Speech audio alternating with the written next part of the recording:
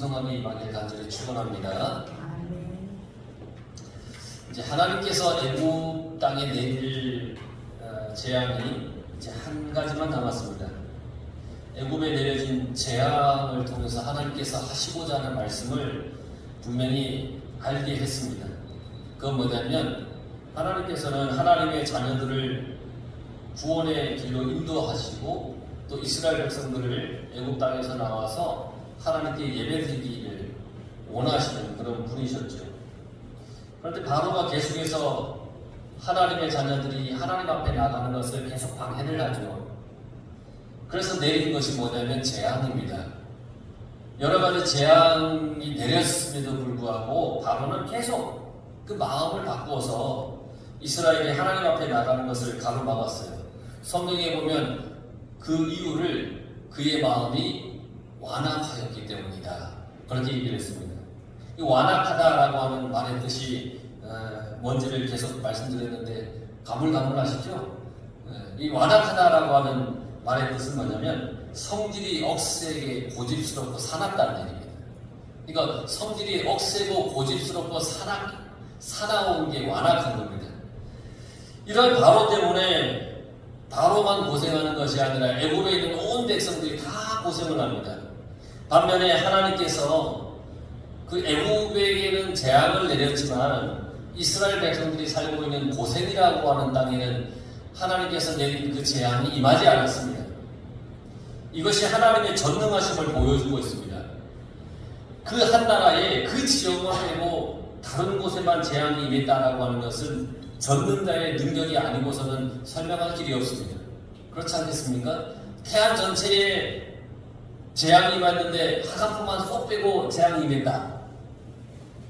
그건 하나님의 전능함을 얘기하는 거지 않습니까? 이런 과정을 통해서 드디어 하나님께서 마지막 재앙을 앞두고 이스라엘 백성들에게 이 죽음의 이 징벌에서 심판에서 벗어날 길이 있는데 그게 뭔지를 가르쳐 주셨습니다. 이게 바로 유월절인데 어린 양의 피를 자기 집 문설주와 임방에 바르는 그 집은 죽음의 그림자가 그 집을 넘어간다. 그걸 가르쳐 주셨어요. 그래서 이스라엘 백성들은 하나님의 이러한 명령을 즉시로 순종을 했습니다. 백성들이 하나님의 명령에 순종하자마자 하나님께서 그 10번째 죽음의 재앙을 내리신 겁니다. 이 10번째 재앙은 언제 임했냐면 한밤중에 임했습니다. 여러분 한밤중은 어떤 때입니까? 모두가 다 잠든 때입니다. 한밤중은 모두가 잠든 때입니다. 애굽의 모든 사람들이 긴장을 풀고 있는 그때 밤이니까 모두 잠자면서 긴장을 풀고 있어요. 그때 10번째 재앙이 탁 순식간에 임한 겁니다. 반면에 이스라엘 백성들은 밤중이지만 하나님의 명령을 따라서 유월절의 규례를 다 지켰습니다. 어린 양의 미설주에 어린 양의 피를 다 발랐습니다. 그리고 하나님께서 죽음의 그림자를 우리 집은 피해가게 하실 거라고 하는 기대감으로 그 밤을 이렇게 보내는 겁니다. 한쪽은 방심을 하고 긴장을 풀고 있고 한쪽은 하나님의 명령을 따랐다는 겁니다. 그 결과 애굽의 모든 집에는 왕위로부터 시작해서 감옥에 갇힌 자까지 그들의 모든 장자는 다 죽고 가축의 첫 것은 다 죽었다는 겁니다. 그래서 그 밤에 바로와 그 모든 신하와 애굽의 모든 사람들이 일어나서 크게 부르짖었어요. 애통했어요. 비통했어요. 통곡을 했어요. 애굽 나라에 죽음이 임하지 않는 집이 단 한 집도 없었다는 겁니다. 한번 상상이 되십니까? 단 한 집도 빠지지 않고 모두가 다 장자가 죽고 가축의 첫것이 죽었습니다. 죽음을 당하지 않은 집이 하나도 없다고 하는 말은 무슨 얘기냐? 하나님의 심판 앞에 피해갈 사람은 아무도 없다는 겁니다. 하나님을 믿지 않는 사람이 심판을 피할 수 없다는 겁니다. 물론 믿는 자도 심판을 피할 수 없습니다. 그런데 그 심판에서 하나님께서 건져주시는 겁니다. 그런데 사람들은 느긋합니다. 오늘날 사람들은. 왜냐? 죄를 지어도 당장 하나님은 뭔가 징계가 없으니까 죄를 지어도 괜찮나? 하며 살아갑니다. 하지만 죄를 멀리하라는 하나님의 말씀을 따르지 않는다면, 하나님께 영광을 돌리며 예배를 드려야 하는데 그렇게 하지 않는다면 느닷없이 임하는 그 심판을 피할 길이 없고 그 심판 가운데 구원받을 길이 없다는 겁니다. 하나님의 명령을 따라서 사는 사람은 심판 때 하나님의 징계로부터 보호함을 받습니다. 이게 유월절의 의미입니다. 어린 양이신 예수 그리스도의 십자가의 보혈을 믿어서 죄를 용서받는 겁니다. 죄를 가지고 구원을 받을 수 없기 때문입니다. 죄인이 천국에 가지 못합니다. 의로워야 천국에 갑니다. 그런데 우리 스스로 의로울 수가 없습니다. 그래서 주님께서 우리의 죄를 대신해서 십자가에서 죽으신 겁니다. 할렐루야. 내가 스스로 의로울 수는 없으니까. 그리고 우리를 의롭다고 해주셨습니다. 십자가를 믿기만 하면 의롭다 그렇게 해주셨습니다. 여러분들이 교회를 다니긴 하지만 만약 믿음이 없어서 하나님 말씀에 순종함이 없어서 마지막 심판날에 오열하고 통곡하고 비통해야 하는 일이 없어야 됩니다. 지금 믿음의 기회가 있을 때 온전히 주님을 믿으며 살아가시길 간절히 바랍니다. 우리 옆에 있는 분하고 서로 인사합시다. 지금 기회요. 지금 기회. 이 시간 이후로 어떻게 될지 몰라요. 그러니까 지금 믿을 수 있을 때 온전히 주님을 믿고 살아가야 됩니다. 아니, 다음 주 예배 있는데 뭘 목사님 참 일주일 있다가 또 하시면 되지. 아니에요. 어떻게 알아? 일주일 내일도 모르는데 일주일 후 일.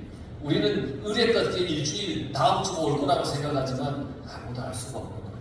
내가 지금 믿을 수 있을 때 온전히 믿는 믿음으로 살아가시기 간절히 바랍니다.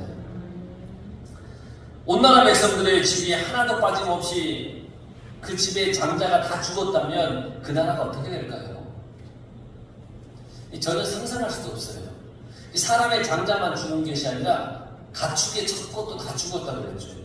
이건 뭘 의미하냐면 생활의 기반이 되는 모든 것이 다 없어졌다는 얘기입니다.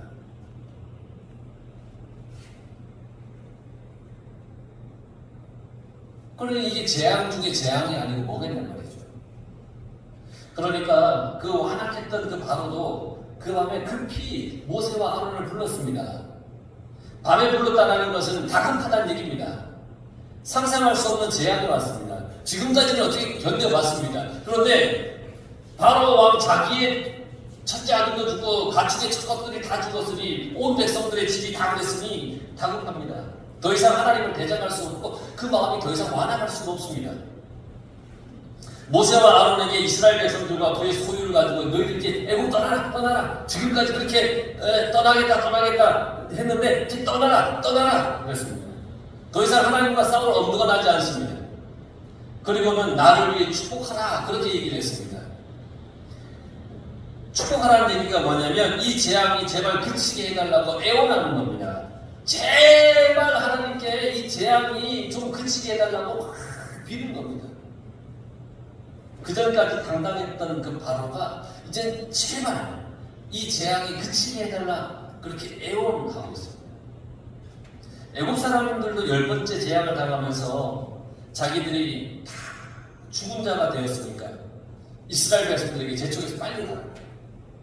자기 옆집에 이스라엘 사람이 있거나 아니면 아는 이스라엘 사람들이 있으면 너희들 빨리 애국에서 나가라.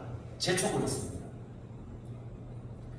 그 이스라엘 백성들은 하나님의 말씀대로 그 누룩이 들지 않은 무교병을 가지고 이제 애국을 나갑니다.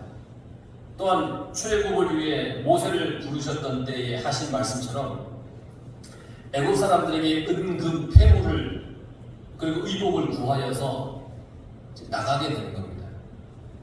이스라엘 백성들이 애국 사람들에게 은과 금 폐물과 의복을 구할 때 애국 사람들은 이스라엘 백성들에게 자진해서 주었다고 했습니다. 지금 자기들이 다 죽게 됐는데 그게 뭐가 필요하겠습니까? 하나님께서는 애국 사람들에게 이스라엘 백성에게 은혜를 입히게 하사 그들이 구하는 대로 주게 하심으로라고 하는 그 말씀을 이루어 주시는 거예요. 애국 사람들에게 이스라엘 백성들이 달라고 하니까 다 줬다는 거예요. 은혜를 입혀서 다 줬다는 거예요. 애국 사람들에게 이스라엘 백성들이 은혜를 입었다라고 하는 말은 전적인 하나님의 은혜예요. 하나님께서 그렇게 해주신 거예요. 모든 상황을 그렇게 만들어 주신 거예요. 이스라엘 스스로가 애국 사람들에게 은혜를 입을 만한 것을 만든 것이 아니에요. 우리의 삶도 마찬가지예요. 우리가 세상에서 은혜를 입으며 살 수 있는 것은 전적인 하나님의 능력이에요. 하나님께서 그렇게 해주시니까 세상에서 우리가 은혜를 입으며 살아갈 수 있는 거예요. 우리의 도움은 천지를 지으신 여호와에게서 나온다는 그 말씀을 잊지 마시기 바랍니다. 나의 도움, 내가 은혜를 입으며 살아가는 것은 나를 지으신, 나를 도우시는, 천지를 만드신 하나님이시라는 거예요. 세상은 우는 사자와 같이 이리와 같다는 것은 일이. 그래서 우리를 섬기려고 해요. 하지만 하나님께서 우리를 지켜주시고 도와주시기 때문에 이 험악한 세상에서 우리가 살아갈 수 있는 거예요. 항상 하나님의 명령에 절대적으로 순종하며 여러분 살아갈 수 있길 바랍니다. 그 순종이 우리를 살아가게 하는 거예요. 그렇게 할 때 세상에서 우리는 승리하며 살아갈 수 있어요. 순간순간 우리에게 주시는 하나님의 지혜를 구하시기 바랍니다.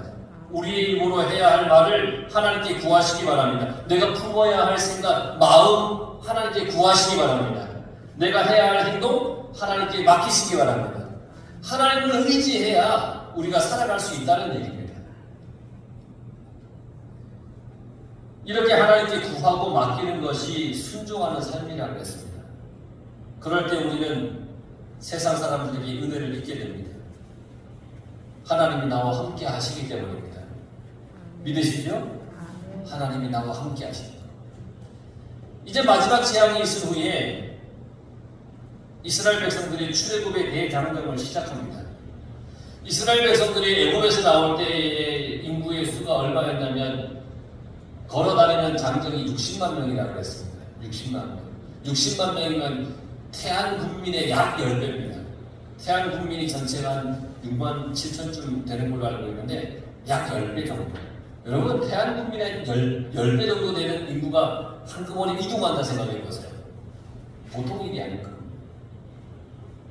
그런데 그 많은 인구가 40년을 이동해야 되는 겁니다. 40년. 이제 이들은 급히 애굽에서 나와야 합니다.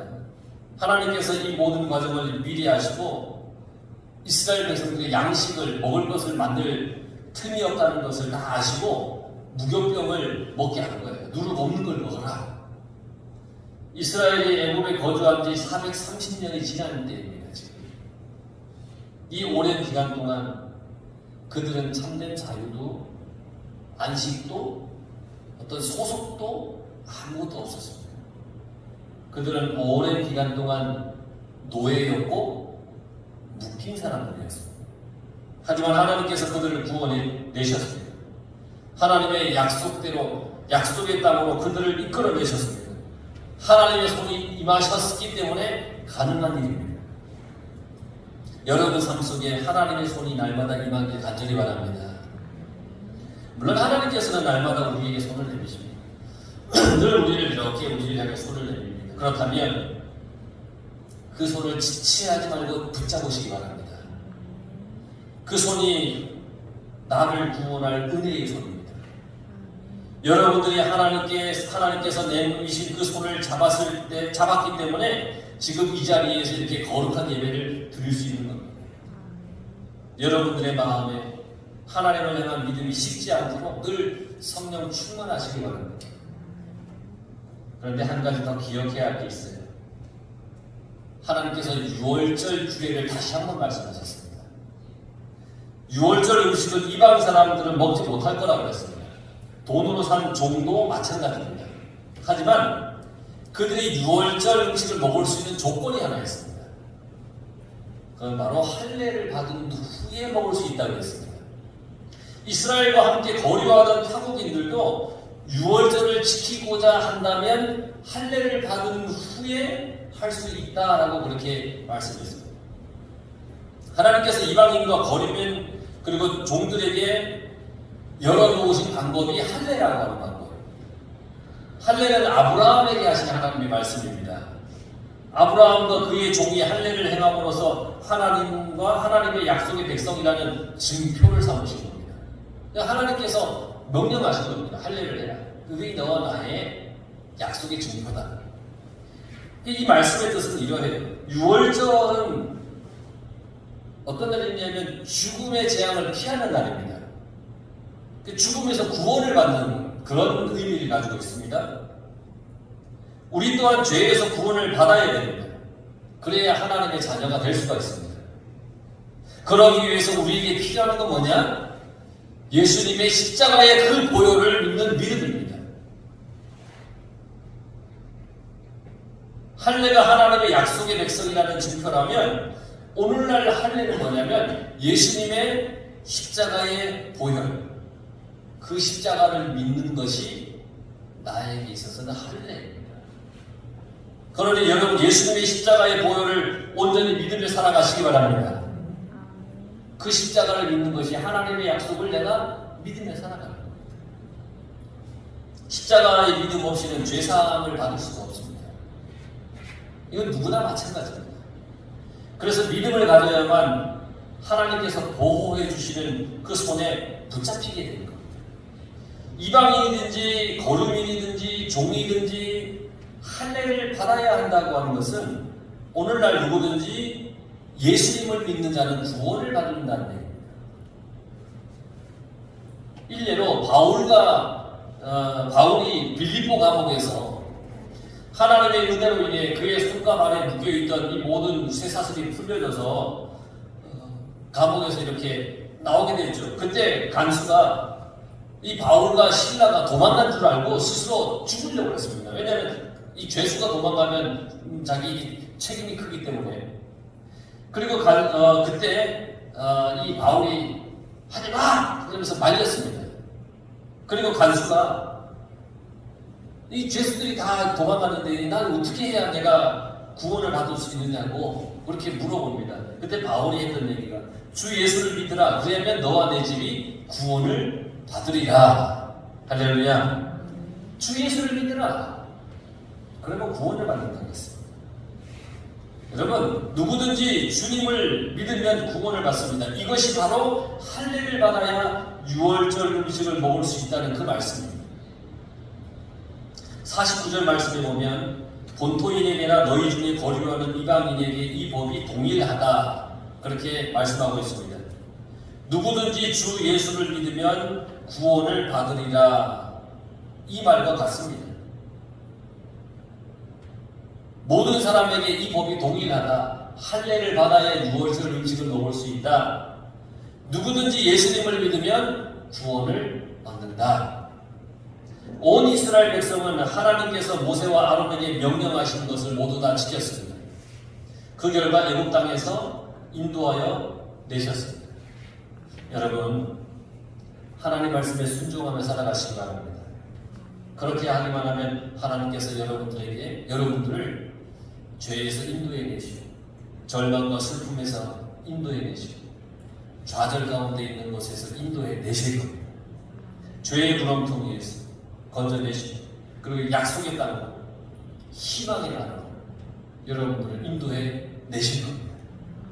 믿지 않는 사람은 재앙 속에서 슬퍼하며 통곡하지만 믿는 사람은 하나님의 보호하심을 받아서 약속과 축복의 땅으로 걸어가게 된다는 겁니다.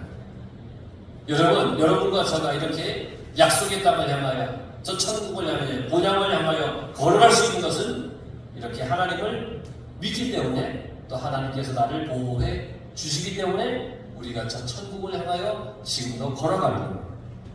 우리 모두가 순종의 자녀가 되어서 하나님의 그 약속과 축복의 땅으로 매일매일 걸어갈 수 있기를 간절히 바랍니다. 기도하겠습니다.